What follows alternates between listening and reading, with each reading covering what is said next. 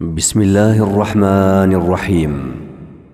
شهر رمضان الذي أنزل فيه القرآن هدى للناس وبينات من الهدى والفرقان، فمن شهد منكم الشهر فليصمه، ومن كان مريضا أو على سفر فعدة من أيام أخر، يريد الله بكم اليسر ولا يريد بكم العسر، ولتكملوا العدة ولتكبروا الله على ما هداكم ولعلكم تشكرون.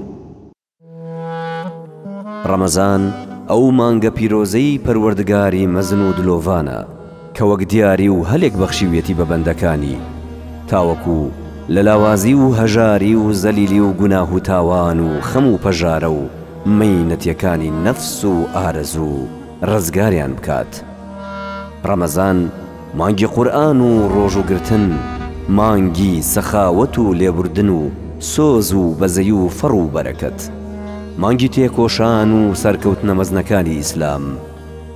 رمضان مانگێکی تەقلیدی نییە و ڕۆژەکانیشی ڕۆژی ئاسایی نین و بە خێرایی دەگوزەرێن و تێپەڕ دەبن، هەروەک خوای بەرز و کاربەجێ دەفەرموێت: یا ئەیها الذین آمنوا كتب عليكم الصيام كما كتب على الذين من قبلكم لعلكم تتقون أياما معدودات.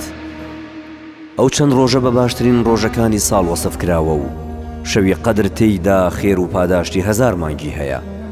جا پێویستە نەهێڵین ئەم ڕۆژانەمان وا بە ئاسانی بەسەردا گوزەر بکات و سوودی تەواومان لێ نەدی بێت، نەمان کردبێتە وێزگەی بە خۆدا چوونەوە و دەرفەتی گەیشتن بە لقای پەروەردگار و نوێکردنەوەی پەیمانی بەندایەتی لەگەڵ خودا.